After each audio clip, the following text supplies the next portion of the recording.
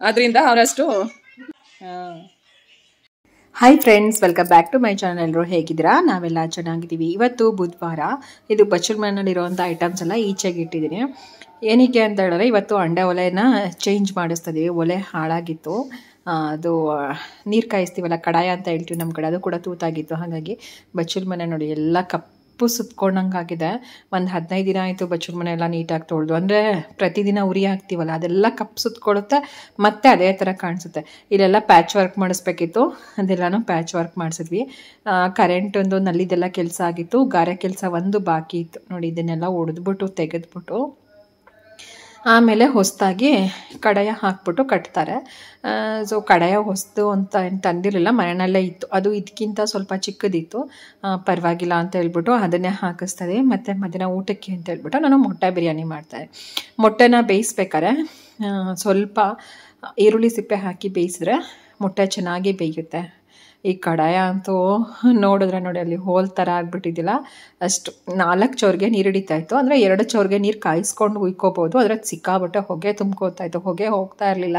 ಆಮೇಲೆ ಕೈಗೆ ಬಿಸಿ ತಾಗ್ತಾಯಿತ್ತು, ನೀರೆಲ್ಲ ತೋಡ್ಕೊಂಡು ಸ್ನಾನ ಮಾಡ್ಲಿಕ್ಕೆ ಆಗ್ತಿರ್ಲಿಲ್ಲ.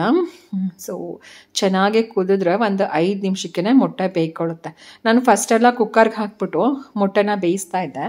ಇವಾಗ ಇದೇ ಥರ ಬೇಯಿಸ್ಕೊತೀನಿ. ಅಂದರೆ ಮೊಟ್ಟೆ ಕಲ್ಲರು ಕೂಡ ನೋಡೋದಕ್ಕೂ ಚೆನ್ನಾಗಿರುತ್ತೆ, ಮತ್ತು ಬೇಗ ಕೂಡ ಬೇಯುತ್ತೆ. ಇನ್ನೊಂದೇನು ಅಡ್ವಾಂಟೇಜ್ ಅಂತ ಹೇಳಿದ್ರೆ ಮೊಟ್ಟೆ ಸಿಪ್ಪೆ ತುಂಬ ಈಸಿಯಾಗಿ ಬರುತ್ತೆ. ಸಾಂಬಾರು ಕೂಡ ಇತ್ತು, ಆದ್ರೂ ಮೊಟ್ಟೆ ಬಿರಿಯಾನಿನೇ ಮಾಡೋಣ ಅಂತ ಹೇಳ್ಬಿಟ್ಟು ಅಂತ ಮಾಡ್ತಾರೆ ನೋಡಿ. ಎಷ್ಟು ಈಸಿಯಾಗಿ ಬರುತ್ತೆ ಸಿಪ್ಪೆ ಅಂದರೆ. ನಾನು ಬಿಸಿನಲ್ಲೇ ತಕ್ಷಣ ತಣ್ಣೀರಿಗೆ ಹಾಕ್ಬಿಟ್ಟು ಎಳೆದು ತೋರಿಸ್ತಾ ಇದ್ದೀನಿ. ಇನ್ನೂ ಸ್ವಲ್ಪ 1-2 ನಿಮಿಷ ಬಿಟ್ಟು ತಣ್ಣೀರಲ್ಲಿ ಹಿಡಿದ್ರೆ ಇನ್ನೂ ಈಸಿಯಾಗಿ ಬರುತ್ತೆ. ಎಲ್ಲ ಕಚ್ಕೊಳ್ಳೋ ಅಂಥದ್ದು, ಮೊಟ್ಟೆ ಸಿಪ್ಪೆ ಅಂಟ್ಕೊಳ್ಳೋ ಅಂಥದ್ದು, ಓಪನ್ ಆಗೋ ಥರದ್ದು ಆ ಥರ ಎಲ್ಲ ಏನೂ ಆಗಲ್ಲ ನೋಡಿ. ಎಷ್ಟು ಚೆನ್ನಾಗಿ ಬಂದಿದೆ.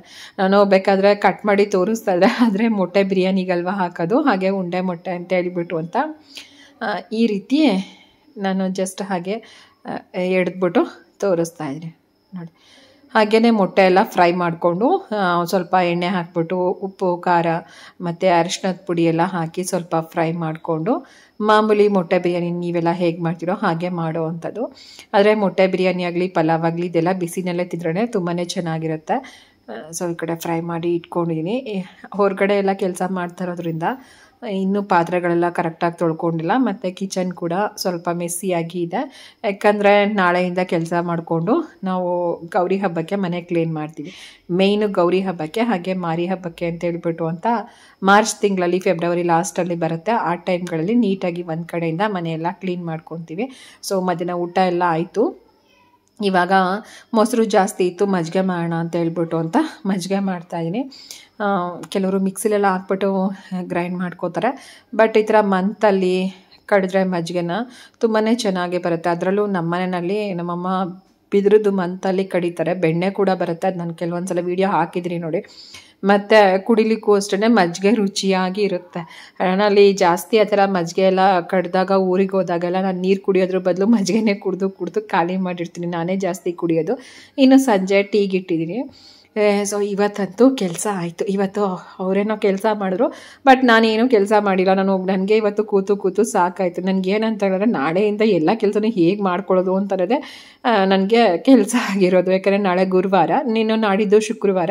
ಮನೆ ಅಂತೂ ಸಿಕ್ಕಾಬಿಟ್ಟೆ ಮೆಸ್ಸಿಯಾಗಿದೆ, ಮತ್ತು ಧೂಳುನೇ ಜಾಸ್ತಿ ಇದೆ. ನಂಗೆ ಇವಾಗ ಅರ್ಥ ಆಗ್ತದೆ ನಿಜವಾಗ್ಲೂ ಮನೆಯಲ್ಲಿ ಇಟ್ಕೊಂಡು ಮನೆ ಕೆಲಸ ಮಾಡಿಸೋ ಅಂಥದ್ದು ತುಂಬಾ ಕಷ್ಟನಪ್ಪ. ಅಂದರೆ ಕ್ಲೀನಿಂಗ್ ಪರ್ಪೋಸು ಜಾಸ್ತಿ ಇರುತ್ತೆ. ಖಾಲಿ ಮನೆಗಳಿಗೆ ಕಟ್ಟಿಸ್ಕೋಬೋದು ನೋಡಿ. ಇವಾಗ ಚೆನ್ನಾಗಿ ಕಟ್ಟಿದ್ದಾರೆ, ಕಡೆಯನ್ನು ಚೆನ್ನಾಗಿ ಕಾಣಿಸ್ತಾ ಇದೆ. ನಾನು ಇದೆಲ್ಲ ಟಬ್ಬು ಮಣೆ ಎಲ್ಲನೂ ಚೇಂಜ್ ಮಾಡಬೇಕು ಅಂತ ಅಂದ್ಕೊಂಡು ಚೇಂಜೇ ಮಾಡಿರಲಿಲ್ಲ. ಬಟ್ ಇವಾಗ ಇಲ್ಲಿ ನೋಡಿ ಎಷ್ಟು ಮೆಸ್ಸಿಯಾಗಿದೆ ಅಂತ. ಮ್ಯಾಟ್ಗಳಂತೂ ಕಾಲಿಡೋಕ್ಕಾಗ್ತಾಯಿರಲಿಲ್ಲ. ನಮ್ಮ ಹಸ್ತಗಳೇ ಫುಲ್ಲು ಬ್ಲ್ಯಾಕ್ ಆದಂಗೆ ಆಗಿಬಿಟ್ಟಿದ್ವು. ಅಂದರೆ ಅವರು ಸಂಜೆ 7 ಗಂಟೆ ಆಯಿತು ಕೆಲಸ ಮಾಡಿಕೊಡೋ ಅಂಥದ್ದು. ಇನ್ನು 7 ಗಂಟೆ ಮೇಲೆ ಏನು ಕಸನಾದರೂ ಗುಡಿಸೋದು ಏನೋ ಅಂತ ಹೇಳ್ಬಿಟ್ಟು ಅಂತ ನಾನು ಏನೂ ಕ್ಲೀನ್ ಮಾಡಲಿಕ್ಕೆ ಹೋಗಲಿಲ್ಲ. ಸೊ ಅವರು ನಾಳೆಯಿಂದನೇ ಮಾಡ್ಕೊಳ್ಳೋಣ ಆದಷ್ಟು ಅಂತ ಹೇಳ್ಬಿಟ್ಟು ಅಂತ ಸುಮ್ಮನೆ ಅದೇ ನೋಡಿ. ಇಲ್ಲೆಲ್ಲ ಬರೀ ಧೂಳು. ಇದಕ್ಕೆ ಫಸ್ಟು ನಾನು ನಾಳೆ ಬೆಳಿಗ್ಗೆ ಎಲ್ಲ ಫಸ್ಟು ನೀರೆಲ್ಲ ಚೆನ್ನಾಗಿ ಹಾಕ್ಬಿಟ್ಟು ಆ ಧೂಳೆಲ್ಲ ಹೋಗಲಿ ಅಂದ್ಬಿಟ್ಟು ಆಮೇಲಿಂದನೇ ಕ್ಲೀನ್ ಮಾಡಿದಂಥದ್ದು. ಹಾಗೆಯೇ ಇಲ್ಲಿ ರೋಡ್ ಕೂಡ ಸ್ವಲ್ಪ ಎಲ್ಲ ನಮ್ಮ ಮನೆ ಹತ್ರ ಕಿತ್ತೋಗಿರೋದೆಲ್ಲ ಸ್ವಲ್ಪ ಪ್ಯಾಚ್ ಎಲ್ಲ ಮಾಡಿಸಿದ್ದಾರೆ. ಇನ್ನವರೆಲ್ಲ ಹೋದ್ಮೇಲೆ ನಾನು ಪಾತ್ರೆಗಳೆಲ್ಲ ಫಸ್ಟು ಒಂದು ವಾರದಿಂದ ಸಿಂಕಲ್ಲೇ ಬೆಳ್ಕೊತಾ ಇದ್ದೆ, ಯಾಕಂದರೆ ಈಚಿನಲ್ಲಿ ನಲ್ಲಿ ಕೆಲಸದೆಲ್ಲ ಕಿತ್ತಾಕ್ಬಿಟ್ಟಿದ್ರಲ್ಲ, ಹಾಗಾಗಿ ಇನ್ನು ಇವಾಗ ಫಸ್ಟ್ ಎಲ್ಲನೂ ತುಂಬಿಡ್ದೆ. ನನಗೇನೋ ಸಿಂಕಲ್ಲಿ ಪಾತ್ರೆ ಬೆಳಗಿದ್ರೆ ನನಗೆ ಇಷ್ಟನೇ ಆಗಲ್ಲ. ನನಗೆ ಯಾವಾಗಲೂ ಸಿಂಕ್ ನೀಟಾಗಿರಬೇಕು ಮತ್ತು ಕ್ಲೀನಾಗಿರಬೇಕು ಮತ್ತು ಖಾಲಿ ಇರಬೇಕು ಸಿಂಕು. ಈ ಥರ ಪಾತ್ರೆಗಳೆಲ್ಲ ನನಗೆ ಇಷ್ಟ ಆಗಲ್ಲ, ಇರಬಾರ್ದು. ಹಾಗಾಗಿ ನಾನು ಏನು ಮಾಡ್ತಾಯಿದ್ದೀನಿ ಅಂದರೆ ತುಂಬಿಡ್ತಾ ಇದ್ದೀನಿ. ಇನ್ನು ಬೆಳಗ್ಗೆಗೆ ಈಚಿನಲ್ಲಿ ಇನ್ನು ತೊಳ್ಕೊಬೋದಲ್ವಾ, ಇವತ್ತು ಒಂದಿನ ನೀರು ಹಾಕಬೇಡಿ ಅಂತ ಹೇಳಿದರು ಅಷ್ಟೇ. ನಾಳೆಯಿಂದ ನೀಟಾಗಿ ಈಚಿನಲ್ಲೇ ಕ್ಲೀನ್ ಮಾಡ್ಕೊಂಡ್ರೆ ಆಯಿತು ಅಂತ ಫಸ್ಟ್ ಎಲ್ಲ ಕ್ಲೀನ್ ಮಾಡಿಬಿಟ್ಟು ಕಿಚನ್ನ ಒಂದು ದೋಸೆ ಆಗ್ತಿತ್ತು, ದೋಸೆ ಹಿಟ್ಟಿತ್ತು, ಅದನ್ನು ಹಾಕಿದ್ದೀನಿ. ಇವಾಗ ಏನಕ್ಕೆ ಹಿಂಗೆ ಅರ್ಧ ಮಾಡ್ತಾಯಿದ್ದೀನಿ ಅಂದರೆ, ನಾನು ನನ್ನ ಮಗ ಯಾವಾಗ್ಲೂ ದೋಸೆ ಆಗಲಿ ರೊಟ್ಟಿ ಚಪಾತಿ ಎಲ್ಲ ಮಿಕ್ಕೊಂಡ್ರೆ ಈ ಥರ ಶೇರ್ ಮಾಡ್ಕೊಂಡು ತಿಂತೀವಿ. ಸೊ ಹಾಗಾಗಿ ಅವನಿಗೆ ಅರ್ಧ ನಂಗೆ ಅರ್ಧ ಹಾಕ್ಕೊಬಿಟ್ಟು ಎಲ್ಲ ಖಾಲಿ ಆಯಿತು. ತುಂಬ ದಿನಗಳೆಲ್ಲ ನಾನು ಫ್ರಿಜ್ಜಲ್ಲೆಲ್ಲ ಇಟ್ಕೊಳ್ಳಲ್ಲ, ಮತ್ತು ಆಲ್ಮೋಸ್ಟ್ ಫ್ರಿಜ್ಜಲ್ಲಿ ತುಂಬ್ದಂಗೆಲ್ಲ ಏನಿಲ್ಲ. ಏನಿದೆ ಅಂದರೆ ನಮ್ಮ ಮನೆ ಫ್ರಿಜ್ಜಲ್ಲಿ ಸ್ವಲ್ಪ ಕಾಳು ರವೆ ಈ ಥರದ್ದೇ ಜಾಸ್ತಿ ಇರೋ ಅಂಥದ್ದು, ತರಕಾರಿ ಎಲ್ಲ ಅಷ್ಟೊಂದು ಇಟ್ಕೊಳ್ಳಲ್ಲ ಫ್ರಿಜ್ಜಲ್ಲಿ. ಸೊ ಅವರೆಕಾಳು ಮೂಲಂಗಿ ಬದನೆಕಾಯಿ ಹಾಕ್ಬಿಟ್ಟು ಸಾಂಬಾರು ಮಾಡಿದ್ದೆ. ಇವಾಗ ಊಟ ಮಾಡ್ತಾಯಿದ್ದೀವಿ. ಇನ್ನು ಇದು ಮನೆಯಲ್ಲೇ ಮಾಡಿರೋವಂಥದ್ದು ಬೆಣ್ಣೆ ಆಗಲಿ ತುಪ್ಪ ಆಗಲಿ ಊಟಕ್ಕಿದ್ರೆ ರುಚಿಯಾಗಿರುತ್ತೆ. ನೆಕ್ಸ್ಟ್ ಡೇ ನೋಡಿ ಹೆಂಗೆ ತೊಳೆದಿದ್ದೀನಿ ಬಚ್ಚಲ ಮೇಣ ಅಂತ. ಇದು ನೀರು ಹೋಗೋದಿಲ್ಲ, ತೋಡಾಕಬೇಕು, ನೀರನ್ನ ಆಮೇಲೆ ತೋಡ್ತೀನಿ. ಸೊ ಇವಾಗ ಟೈಲ್ಸ್ ಎಲ್ಲ ನೀಟಾಗಿ ತೊಳೆದು ಬಕೆಟ್ಸ್ ಎಲ್ಲ ಚೇಂಜ್ ಮಾಡಿದ್ದೀನಿ.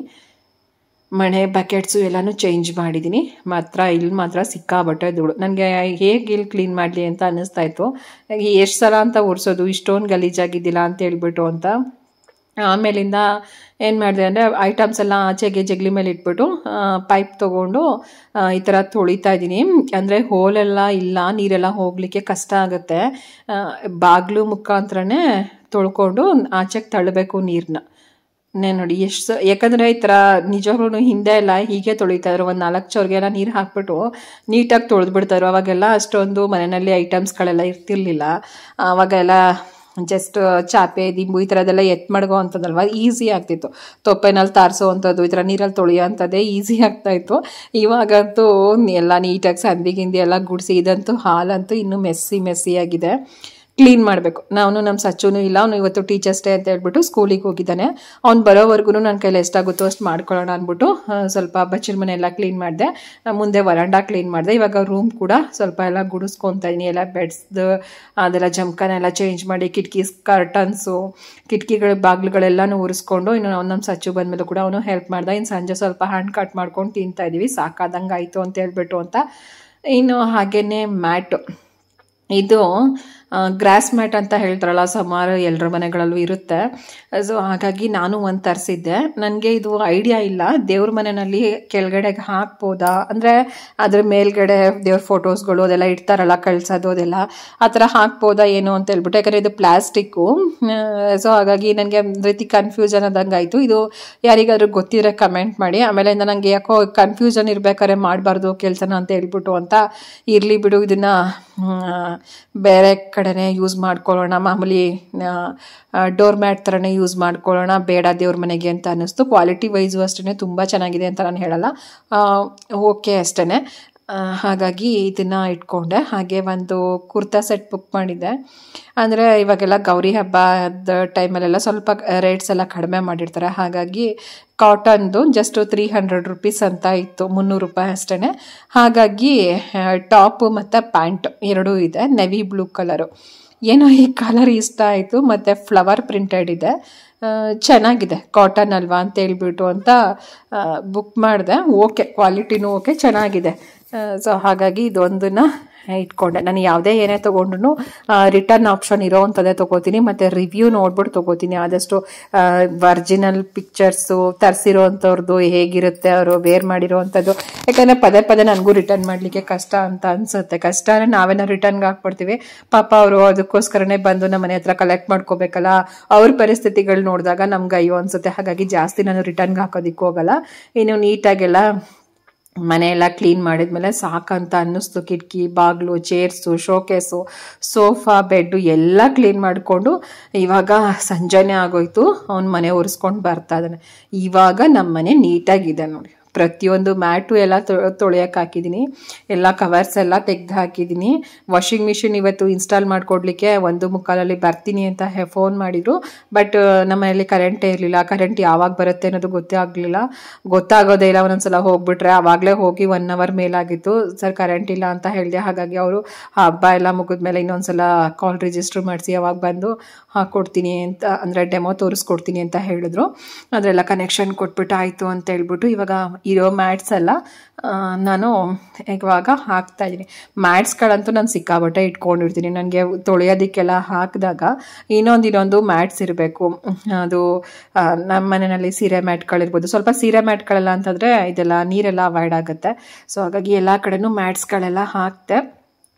ಇನ್ನು ಬೆಡ್ಶೀಟು, ಜಮ್ಖಾನ ಅದೆಲ್ಲ ಇತ್ತಲ್ಲ, ಅದನ್ನೆಲ್ಲನೂ ರಾತ್ರಿನೇ ನಾನು ನೆನೆಸಿದ್ದೆ. ಸೊ ಹಾಗಾಗಿ ಇವಾಗ ಬೆಳಿಗ್ಗೆ ಇದನ್ನು ವಾಶ್ ಮಾಡ್ತಾನೆ. ಅಂದರೆ ನೀರು ಬಂದಿತ್ತು. ಇವತ್ತು ಶುಕ್ರವಾರ, ನಾವು ಗೌರಿ ಹಬ್ಬ ಮಾಡಲ್ಲ. ಫುಲ್ಲು ಕೆಲಸ ಎಲ್ಲ ಮುಗಿಸ್ಕೊಂಡು ಶನಿವಾರ ದಿನ, ಗಣೇಶ ಹಬ್ಬದ ದಿನ ಸಂಜೆನಲ್ಲಿ ದೇವರಿಗೆ ಎಡೆ ಕೊಡ್ತೀವಿ. ಅಂದರೆ ದೇವ್ರ ಮನೆಯಲ್ಲೇ ಎಡೆ ಇಕ್ತೀವಿ. ಸೊ ಹಾಗಾಗಿ ಎಲ್ಲ ಕೆಲಸನೂ ಮುಗಿಸ್ಕೋಬೇಕು. ನನ್ನ ಕೈಲಿ ಕುತ್ಕೊಂಡು ತೊಳೆಯೋಕ್ಕಾಗಲ್ಲ ಅಂತ ಹೇಳ್ಬಿಟ್ಟು ಕೆಲವೊಂದು ಬಟ್ಟೆಗಳನ್ನ ಮಾತ್ರ ಡೈಲಿ ವೇರ್ಸ್ತು ಮತ್ತು ಈ ಥರ ಸೋಫಾದ ಕವರ್ ಇದನ್ನೆಲ್ಲನೂ ಅವನ ಹತ್ರನೇ ತೊಳಸ್ತಾ ಇದ್ದೀನಿ. ಸೊ ಇನ್ನು ಅವನ್ನೆಲ್ಲ ತೊಳ್ಕೊಟ. ಇನ್ನು ಆಮೇಲೆ ಸೋಯಾಬೀನ್ಸ್ ಹಾಕ್ಬಿಟ್ಟು ಪಲಾವ್ ಮಾಡಿದ್ದೆ. ನಾರ್ಮಲ್ ಆಗಿದ್ದಿದ್ರೆ ಇವತ್ತು ಗೌರಿ ಪೂಜೆ ಕೂಡ ನಾರ್ಮಲಾಗಿ ಮಾಡ್ತಿದ್ದೆ. ಬಟ್ ಮನೆಯೆಲ್ಲ ಮೆಸ್ಸಿಯಾಗಿರ್ಬೇಕಾದ್ರೆ, ಕೆಲಸ ಆಗದೆ ಇರ್ಬೇಕಾದ್ರೆ ಯಾವುದೇ ಪೂಜೆ ಮಾಡಲಿಕ್ಕೂ ಮನಸ್ಸಾಗಲ್ಲ. ಹಾಗಾಗಿ ಪೂಜೆ ಮಾಡಿಲ್ಲ ಅಷ್ಟೇ. ನಾನು ನಾರ್ಮಲಾಗಿ ದೀಪ ಹಸಿರೋವಂಥದ್ದು, ಸ್ನಾನ ಮಾಡಿಕೊಂಡು ಪೂಜೆ ಮಾಡಿರೋವಂಥದ್ದು. ಸೊ ಇವಾಗ ಪಲಾವ್ ಕೂಡ ಅಷ್ಟೇ ತುಂಬಾ ಚೆನ್ನಾಗಿ ಬಂದಿತ್ತು. ಇದನ್ನೆಲ್ಲನೂ ಇವಾಗ ಒಣಗಾಕ್ತಾ ಇದ್ದೀನಿ. ಒಣಗಿಸೋದು ಕೂಡ ಒಂದು ಟಾಸ್ಕ್. ಯಾಕಂದರೆ ಈ ಮಳೆ ಬಂದುಬಿಟ್ರೆ ಕಷ್ಟ. ಮತ್ತು ಇದನ್ನೆಲ್ಲನೂ ಎತ್ತಿ ಈ ಕಿಟಕಿ ಸ್ಕ್ರೀನ್ಗಳು ಎಲ್ಲನೂ ಅದ್ರ ಜಾಗಕ್ಕೆ ಹಾಕ್ಬಿಡ್ಬೇಕಲ್ವ. ಸೊ ಹಾಗಾಗಿ ಬೇಗ ಒಣಗಲಿ ಅಂದ್ಬಿಟ್ಟು ಒಣಗಿಸ್ತಾ ಇದ್ದೀನಿ. ಆಲ್ಮೋಸ್ಟ್ ಕೆಲಸ ಎಲ್ಲ ಆಯಿತು. ಇನ್ನು ದೇವ್ರ ಮನೆ ಒಂದು ಕ್ಲೀನ್ ಮಾಡಬೇಕು. ನೋಡಿ ಮ್ಯಾಟ್ಗಳೇ ಎಷ್ಟು ಮ್ಯಾಟು ತೊಳೆದಿದ್ದೀನಿ ಅಂದ್ಬಿಟ್ಟು ಅಂತ. ಸೊ ಚೆನ್ನಾಗಿ ತೊಳ್ಕೊಟ ನಮ್ಮ ಸಚ್ಚು ಹೇಳ್ಬೇಕಂದ್ರೆ ಒಂದು ಚೆನ್ನಾಗಿ. ಹಾಗೆ ಇನ್ನು ಪರಂಗಿ ಹಣ್ಣು ಕೂಡ ಸ್ವಲ್ಪ ಕಟ್ ಮಾಡ್ತಾಯಿದ್ದೆ. ಅಂದರೆ ನಾನು ನಾಳೆ ಗಣೇಶನ ಕೂರಿಸ್ಬೇಕು ಅಂತ ಹೇಳ್ಬಿಟ್ಟು ಅಂತ ಇನ್ ಟೈಮಿಗೆ ಪೂಜೆ ಆಗಬೇಕು ಅಂತ ತುಂಬ ಆತುರವಾಗಿ ಬೇಗ ಅಂತ ಕೆಲಸ ಮಾಡ್ತದೆ. ಆಮೇಲಿಂದ ನಮ್ಮ ಸಚ್ಚು ಕೂಡ ಹೋದ ಮಧ್ಯಾಹ್ನಕ್ಕೆ ಗಣೇಶನ ತೊಗೊಬತ್ತೀನಿ ಅಂತ. ಆಮೇಲೆ ಗೊತ್ತಾಯಿತು ನಮ್ಮೂರಲ್ಲೊಬ್ರು ತೀರ್ಕೊಂಡಿದ್ದಾರೆ ಅಂತ ಹೇಳ್ಬಿಟ್ಟು. ಇನ್ನು ಅವ್ರದ್ದು ಎಲ್ಲ ನಾಳೆ ಕಾರ್ಯಗಳೆಲ್ಲ ಆಗೋ ತನಕ, ಹಬ್ಬದ ದಿನವೇ ಅವ್ರ ಮನೆಯಲ್ಲಿ ನೋಡಿ ಸೂತ್ಕ ಇರುತ್ತೆ. ಆ ಕಾರ್ಯ ಎಲ್ಲ ಆಗೋ ತನಕ ಇನ್ನು ದೇವ್ರದ್ದೆಲ್ಲ ಕೂರಿಸೋವಂಥದ್ದು, ಪೂಜೆ ಮಾಡೋವಂಥದ್ದು ನಮ್ಮೂರಲ್ಲಿ ಮಾಡಲ್ಲ. ಮಧ್ಯಾಹ್ನದ ಮೇಲೆ ತಂದು ಕೂರಿಸ್ಬೋದು. ಆದರೆ ನಾವು ಸಂಜೆನೇ ಬಿಟ್ಬಿಡಬೇಕು. ಮನೆ ದೇವರಿಗೆ ನಾವು ಎಡೆ ತೋರಿಸೋದ್ರಿಂದ ಅದಕ್ಕೆ ಅಡುಗೆ ಮಾಡಬೇಕಲ್ಲ. ಹಾಗಾಗಿ ಗಣೇಶನ ಇರಿಸ್ಕೊಳ್ಳೋ ಹಾಗಿಲ್ಲ. ಅದಕ್ಕೋಸ್ಕರ ಇನ್ನು ಲೇಟ್ ಆಗುತ್ತೆ. ಕರೆಕ್ಟಾಗಿ ನೀಟಾಗಿ ಒಂದು ರೀತಿ ಪೂಜೆ ಮಾಡೋದು ಸಮಾಧಾನ ಅಂತ ಅನ್ಸಲ್ಲ ಅಂತ ಹೇಳ್ಬಿಟ್ಟು ಅಂತ ಇನ್ನು ಬೇಡ ಬಿಡು ಅಂತ ನಮ್ಮ ಮನೆಯವರು ಹೇಳಿದ್ರು.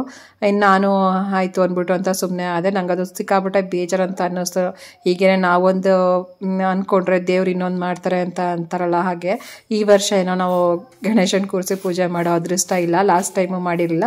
ಲಾಸ್ಟ್ ಟೈಮ್ ಏನೋ ನಮ್ಮ ಮನೆಯಲ್ಲಿ ಸೂತ್ಕ ಇತ್ತು. ಬಟ್ ಈ ಸಲ ಮಾಡಬೇಕು ಅಂತ ಅಂದ್ಕೊಂಡು ಎಲ್ಲ ನಾನು ಕರೆಕ್ಟಾಗಿ ಬ್ಯಾಗಲ್ಲಿ ಅಕ್ಕಿ ಎಲ್ಲ ಹಾಕಿ ಹೀಗೆ ಇಟ್ಕೊಬಾ, ಗಣೇಶನ ಆಗಿ ಮಾಡಬೇಡ, ಈ ಥರ ತಗೊಬಾ ಅಂತ ನನ್ನ ಮಗನಿಗೆಲ್ಲ ಹೇಳಿ ಕಳಿಸಿದ್ದೆ. ಇಷ್ಟೊತ್ತಿಗೆ ತರಬೇಕು, ಲೇಟ್ ಮಾಡಬೇಡ, ಚೆನ್ನಾಗಿರುವಂಥದ್ದು ಎಲ್ಲ ನೋಡ್ಕೊಂಡು ತಗೋಬಾ ಅಂತೆಲ್ಲ ಹೇಳಿ ಕಳಿಸಿದೆ. ಬಟ್ ಅದೆಲ್ಲ ಆಮೇಲಿಂದ ನಂಗೆ ಸಿಕ್ಕಾಬಿಟ್ಟೆ ಬೇಜಾರಂತ ಅನ್ನಿಸ್ತಾ ಇತ್ತು. ಸೊ ಏನೂ ಮಾಡೋಕ್ಕಾಗಲ್ಲ. ಇನ್ನು ನಮ್ಮ ನಾದಿನಿಯವ್ರ ಮಗಳಿಗೆಲ್ಲ ಅರ್ಶಿನ ಕುಂಕುಮ ಕೊಟ್ಟು ಕಳಿಸ್ದೆ. Thank you.